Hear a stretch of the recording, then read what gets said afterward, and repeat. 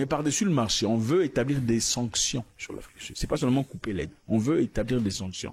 Ceci vous montre clairement que la main qui donne est toujours au-dessus de celle qui reçoit. Bonjour et bienvenue sur la chaîne Gadin TV. J'espère que vous allez tous bien. J'espère que tout va à merveille comme vous voulez. Donc aujourd'hui, on revient aussi avec notre tonton Zach Mwekassa, que vous connaissez très bien maintenant. C'est quelqu'un que je suis très souvent. C'est quelqu'un dont je rate rarement les vidéos. Et à chaque fois, comme je l'ai dit dans la dernière vidéo, c'est quelqu'un qui vraiment apporte de la valeur à l'Afrique. C'est quelqu'un qui mérite réellement d'être écouté parce qu'il sait communiquer, il sait ce qu'il dit et il a une bonne direction vers le développement de l'Afrique. C'est quelqu'un qui réellement peut contribuer à l'éveil de la conscience africaine. Et c'est exactement ce dont on a besoin. Donc, je vous souhaite la bienvenue. Si vous êtes nouveau sur la chaîne, je vous demande de vous abonner. On est déjà à plus de 10 000 abonnés. On est presque 11 000 abonnés. Hein. On est 10 976 abonnés au moment où je fais cette vidéo. Donc, c'est à vous de pousser la chaîne plus haut. On atteindra bientôt les 11 000 abonnés. Et l'objectif principal en ce moment est d'atteindre les 20 000 abonnés. Alors, n'hésitez surtout pas à liker la vidéo, à partager vos commentaires.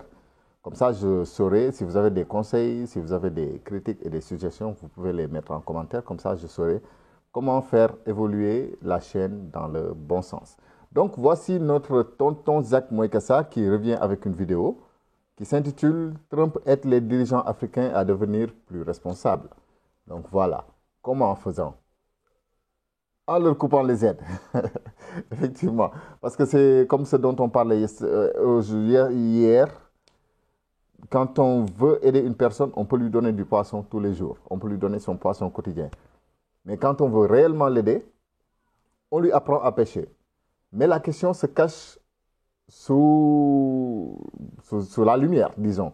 La réelle question, c'est est-ce que nous, Africains, voulons apprendre à pêcher ou voulons-nous juste continuer à vivre avec le poisson quotidien que les autres nous donnent?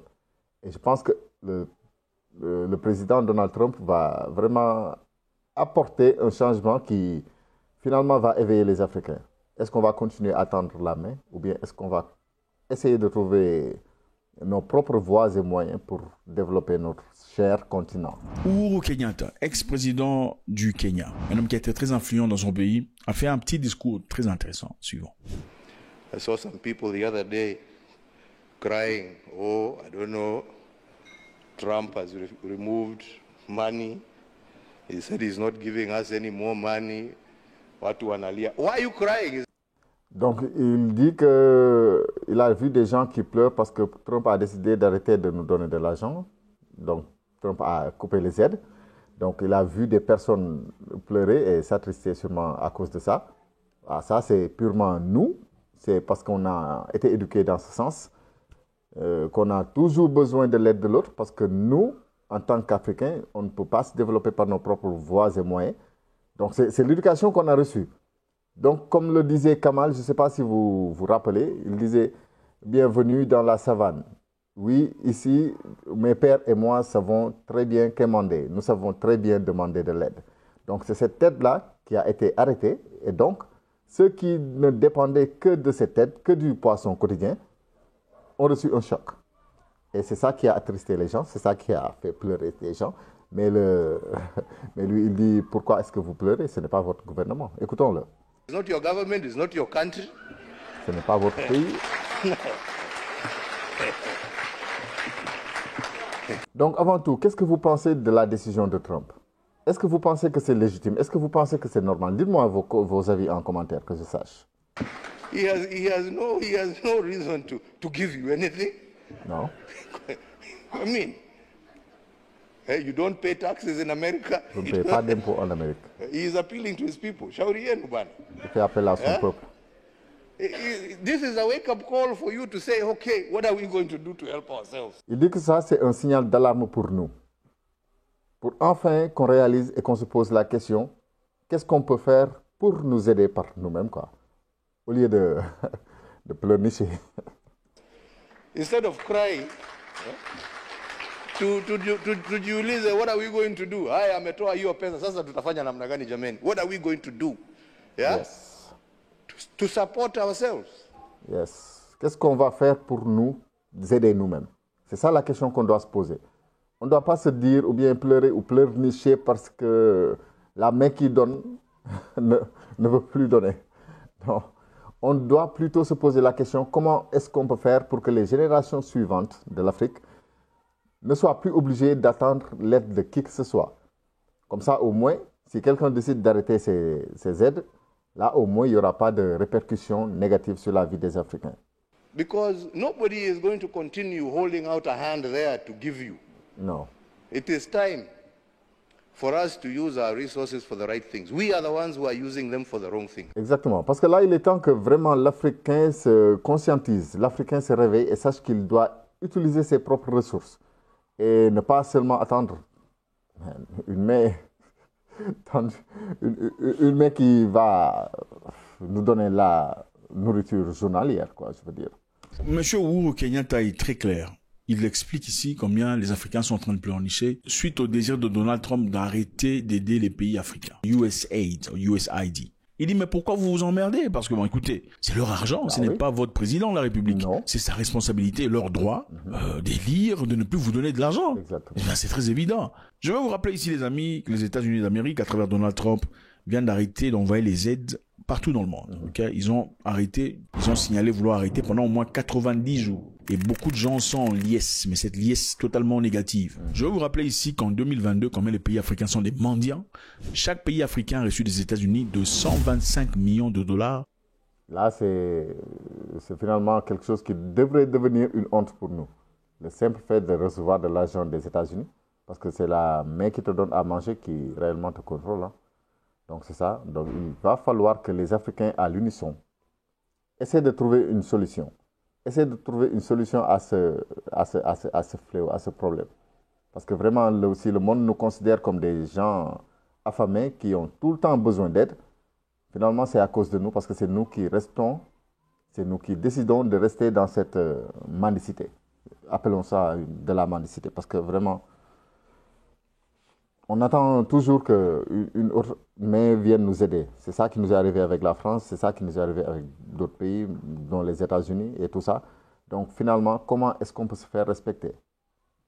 À 500 millions de dollars. Chaque pays africain a reçu de 125 millions à 500 millions de dollars. Mais vous vous permettez de partir aux Nations Unies et voter pour la Russie. Mais vous êtes malade.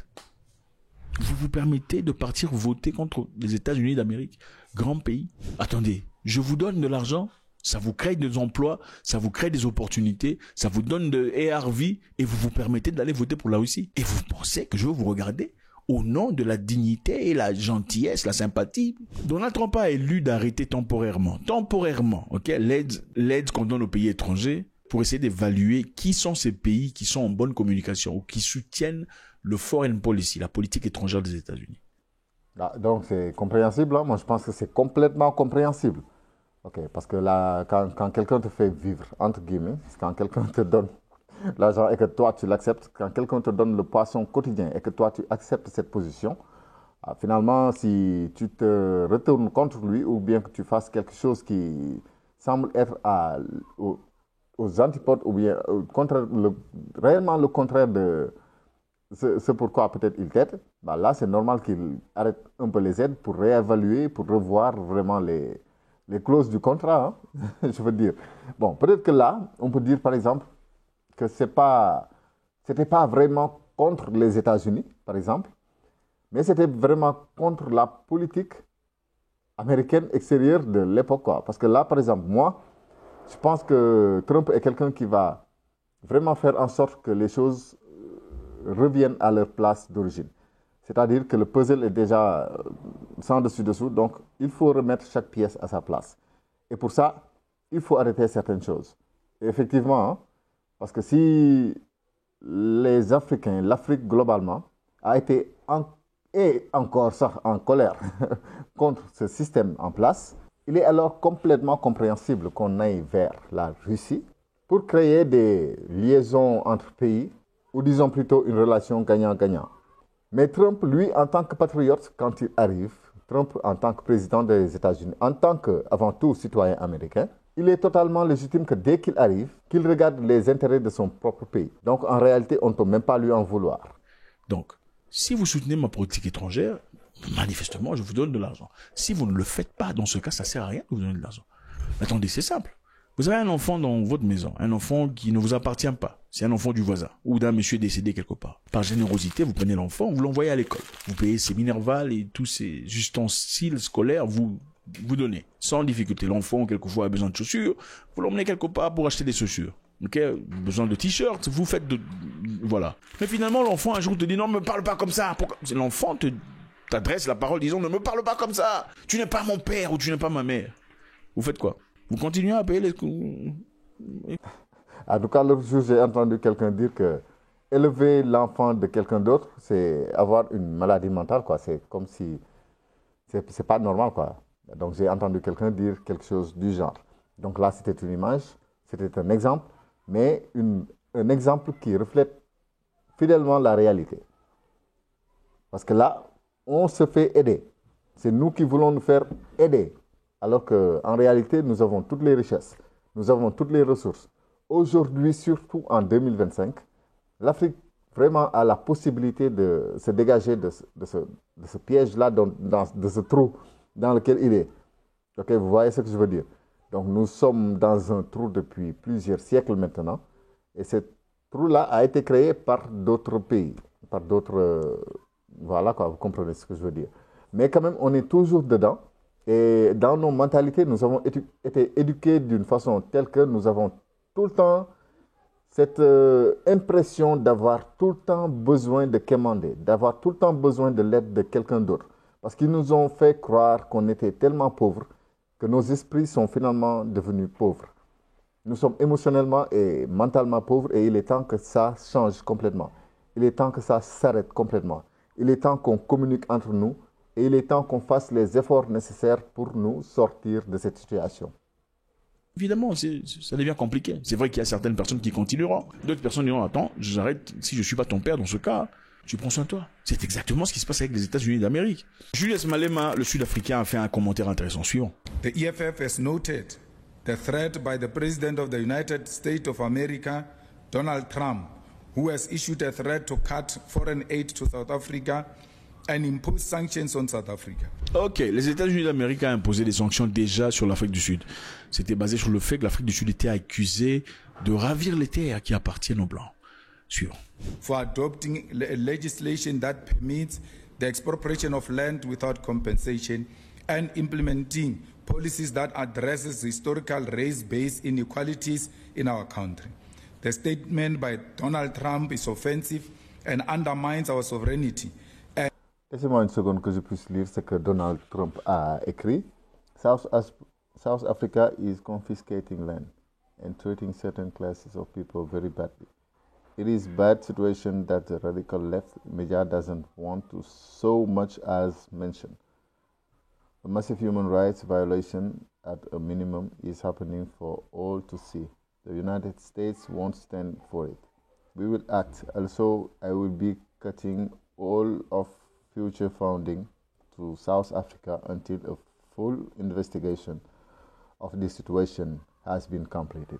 So, alors, c'est comme si, donc, il dit que les Sud-Africains sont en train de voler les terres. Donc, vous allez comprendre après, vous allez comprendre. And it's a reminder that our reliance on foreign aid and foreign direct investment surrenders us to the will of imperialism. Monsieur Malema explique clairement ici, ok? Nous rejetons les menaces de Monsieur Trump. Les menaces de Monsieur Trump qui sont très évidentes. Il a dit, si vous prenez les terres des Blancs, nous, on vous fout dans les toilettes. Aussi facile que ça. Les États-Unis d'Amérique envoient au moins 500 millions de dollars à l'Afrique du Sud. L'Afrique du Sud, bien que ce soit un pays avancé, aussi progressé, il reçoit quand même 500 millions de dollars, qui est dans le programme de PEPFAR, programme de gérance de VIH et de tuberculose et autre chose. Mais par-dessus le marché, on veut établir des sanctions sur l'Afrique du Sud. C'est pas seulement couper l'aide. On veut établir des sanctions. Ceci vous montre clairement que la main qui donne est toujours au-dessus de celle qui reçoit. Ah, oui. La main qui donne est toujours au-dessus de celle qui... Et elle a tous les pouvoirs, hein? Elle a tous les pouvoirs. Donc ça, il faut qu'on accepte ce genre de choses à la base, quoi.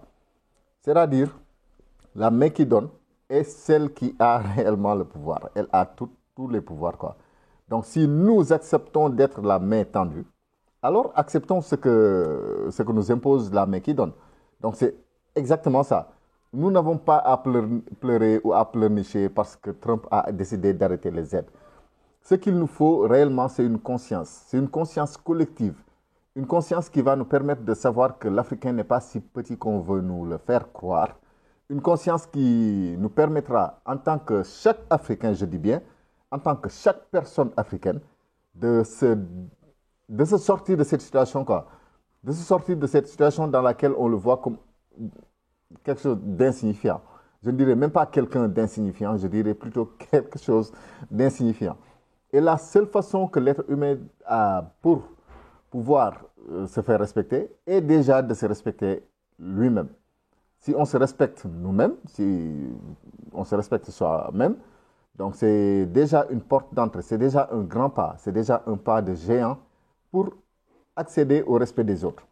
Pour que l'autre puisse me respecter, il faut d'abord que je commence par me respecter moi-même, ne pas tout le temps attendre les aides de quelqu'un d'autre, ne pas vivre du poisson quotidien de l'autre, mais essayer de créer ma propre richesse et protéger cette richesse de telle sorte que quand quelqu'un en a besoin, il sera obligé de me respecter. C'est-à-dire que nous avons réellement un réel besoin de construire une Afrique que les autres vont respecter. Mais qui nous respecte actuellement dans le monde? Allez en Europe, comment voit-il l'Afrique? Allez en Amérique, comment voit-il l'Afrique? Allez même en Asie, dans les pays de l'Orient, comment voit-il l'Afrique et la personne africaine? Comment voit-il la personne à la peau noire? Parce que finalement, il s'agit il suffit d'être un... Voilà, pour que le respect s'en aille comme si... C'est dommage, quoi. Mais tout ça ne dépend que de nous, Africains. Tout ça ne dépend que de cette main tendue. Tout ça ne dépend que de cette main tendue qui attend des aides. Il faut que je vous montre un peu ce que Gelawar avait dit. Je ne sais pas si vous connaissez Gelawar, mais les Sénégalais vont le connaître. Donc voici Gelawar. C'est un film de Ousmane Sembène, dont le rôle principal a été joué par l'acteur Thierno Ndiaye Dos, qui a fait passer un message qui est d'une importance capitale pour nous, l'Afrique. Écoutons-le, je vais vous traduire ce qu'il a dit en français.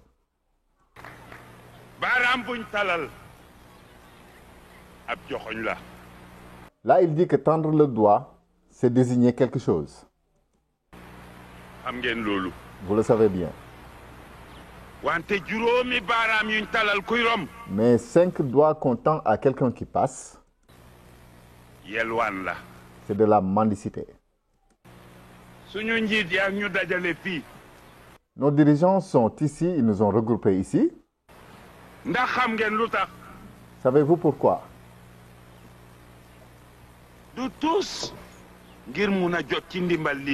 Ce n'est rien d'autre que pour accéder à cette aide, pour recevoir cette aide.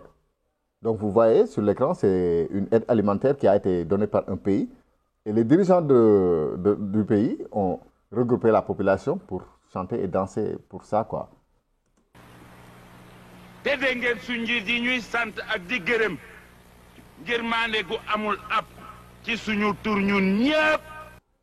Et vous entendez nos dirigeants les remercier et tout ça, comme s'ils étaient redevables for life, à notre nom. Hein. Donc ils remercient pour l'aide à notre nom.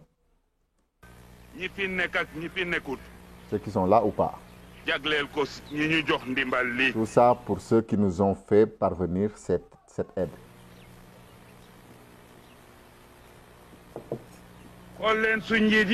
Regardez nos dirigeants.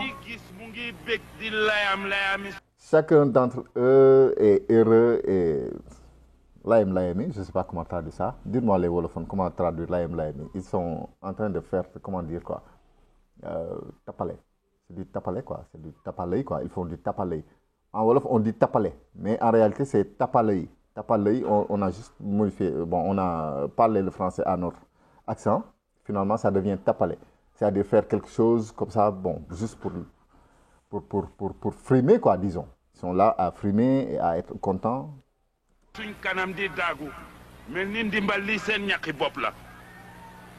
Ils en ont tellement fiers, comme si cette aide était le fruit de leur travail. Sabab. Nous, le peuple. ñun askan wi nga xam ne amuñu kaddu amuñu fayda. Nous, le peuple qui n'avons ni parole, ni vergogne, ñuy fecc ak di woy jag disons dignité. leen ko ndimbal lii. Nous chantons et dansons pour cette aide. coo ñàkk fayda. Nous sommes vraiment sans aucune dignité. ma ne Je dis, nañ leen ubbi suñ bët yi xool. ouvrons nos yeux et regardons. te xam ne ak njaboot munta sosu. faites-le taire. Et là, vous avez bien compris. Le dirigeant se lève pour dire à son nervi, faites-le taire. bàyyi koog man kii teel a mujj wax ci mbooloo. Et le nervi lui répond que ce sera la dernière fois qu'il parlera en public. Effectivement, dans le film, c'était la dernière fois qu'il parlait en public. Parce qu'après, il s'est fait... len lu dul yelwaan gu sax dak te yéen gis ngeen ne xewu may gu mel nii diiru fanweeri at mu ngi am fii ak feneen. Il dit que vous voyez que ce genre de choses, depuis fanweeri at, depuis 30 ans, ça se passe ici et là. ndimbal lii ñu ñuy séddale moo ñuy rey. Il dit que c'est cette aide-là qu'on nous distribue qui nous tue à petit feu. rey na bépp jom ak ngor gu nekkoon ci suñ biir. Ça a tué toutes sortes de dignité et de vergogne qu'on avait en nous. coo ñoo ñàkk jom. Nous sommes sans dignité. kenn amatu fi jom. Personne n'est digne aujourd'hui. ndax xam ngeen ne réew yi ñu yónnee may gi ci jéppi ak tiitar dañuy ree sax fañ dëkk ndax xam ngeen loolu. Il dit, est-ce que vous savez que les pays qui nous donnent ces aides, ils nous méprisent en réalité. Parce que finalement, bon, je ne sais pas comment dire djepi, quoi. Djepi, c'est genre détester quelqu'un. C'est par exemple, je te donne quelque chose avec dédain, quoi. Avec sans aucun respect. Et finalement, là-bas dans leur pays, ils rient de nous. Ils se moquent de nous, quoi, en fait, je veux dire. rax ca doli suñu doom yu góor yeeg yu jigéen yi nga xam ne ñu ngi dund ca seen biir foofa ci bitim réew. En plus, les enfants de nos pays qui vivent là-bas dans leur pays, gàcce rey na leen. ils ont vraiment honte. mënatuñoo sigi xool kenn ndax gàcce. Ils ne peuvent plus regarder qui que ce soit en face à cause de la honte. mënatuñoo sigi xool kenn ndax gàcce. dëgg la suñu réew mi coono gu nekk wàcc na fi. C'est vrai que dans nos pays, on a fait face à plusieurs difficultés. mbajal mu nekk wàcc na ci réew mi. waaye loolu ñun ñoo ci war a taxaw. Mais ça, c'est à nous de le régler. C'est à nous de régler nos problèmes. Donc, effectivement, les problèmes que l'Afrique rencontre, c'est à l'Afrique de régler ses problèmes. Nous ne devons pas attendre que quelqu'un d'autre vienne le faire à notre place. du kenn. Personne. Personne ne doit faire ça. C'est à nous de le faire. ñun dong ñoo ci war a mun a taxaw. suñu maam Kocc Barma nee na. Notre grand-père, notre ancêtre, Kocc Barma, disait, su fekkente ne bu nga rey as góor. si tu veux tuer un homme digne, te ko jox suba gu jot li muy dunde. il faut que tu lui donnes chaque jour ce dont il a besoin pour vivre. bu yàggee nga soppi ko mala. Et au fil du temps, tu vas le transformer en animal. dak ngay doon dak. wax naa leen ne li fi nekkoon di korkoral ci jom ak ngor ndimbal lii lekk na ko. Il dit que ce qui était là, ce qu'on avait comme dignité et comme vergogne, c'est cette aide-là qui s'en est débarrassée. ndimbal lii lekk na bépp jom ak ngor gu nekkoon ci suñ biir. du gis ngeen xiif bi ak mar bu métti bi nekk fii ak ñàkk a tolu gi rappelé wi ndax xam ngeen lu ko yokk. Il dit que vous avez vu la famine qui siège, le manque d'habits, la pauvreté globalement, est-ce que vous savez ce qui en est à l'origine et qui le développe? Vous voulez savoir ce qui l'augmente? gis ngeen réew ci boppam bu fekkente ne li muy dunde ak di ko wodoo mu ngi ko yaakaar ci réew ni moom. Si un pays attend de notre pays ce dont il a besoin pour vivre, gis ngeen réew mooma. ce pays-là, li ko dale ci doomam ba ci ay seetaatam benn kaddu dong la ñuy xam laaj leen ma ban kaddu. à partir de son fils jusqu'à ses arrière-petits-enfants, ce pays ne connaîtra qu'une seule parole. Et il demande qu'on lui demande laquelle parole. Jërëjëf. Jërëjëf. Jërëjëf. Jërëjëf. Jërëjëf. Jërëjëf. Merci. Merci. Merci. Parce qu'on n'arrête pas de tendre la main. À chaque fois que quelqu'un nous donne quelque chose, on dit merci. Donc ce pays ne peut connaître que cette parole, que ce terme. Parce qu'il espère à chaque fois qu'un autre pays comme lui vienne l'aider. Donc il ne peut qu'évoluer dans un certain sens. Quémander et dire merci. Tendre la main et dire merci. Merci. Merci. C'est ça que Guelewar dit. Donc voilà, je vais arrêter la vidéo ici. Donc après, vous allez me donner vos avis en commentaire. Donc ce qui a été dit, ce que j'ai voulu dire, a été dit. Il est temps que l'Afrique se réveille. Il est temps que l'Afrique prenne ses propres décisions, quoi. Il est temps que l'Afrique décide par elle-même de changer les choses. Et ça dépend de moi, ça dépend de toi, ça dépend de nous globalement. C'est à nous de changer les choses, personne d'autre. Il est temps qu'on arrête d'espérer de l'aide venant des États-Unis, de la France ou d'autres pays. Parce que ce qui est sûr, c'est que nous sommes assez riches pour faire vivre même le monde. L'Afrique est assez riche en ressources humaines, en intelligence, en outils maintenant. Parce que je le disais hier, quand les États-Unis, par exemple, étaient à notre stade aujourd'hui, ils n'avaient pas, par exemple, la connexion, ils n'avaient pas Internet, ils ne pouvaient pas avoir YouTube, par exemple, pour discuter entre eux.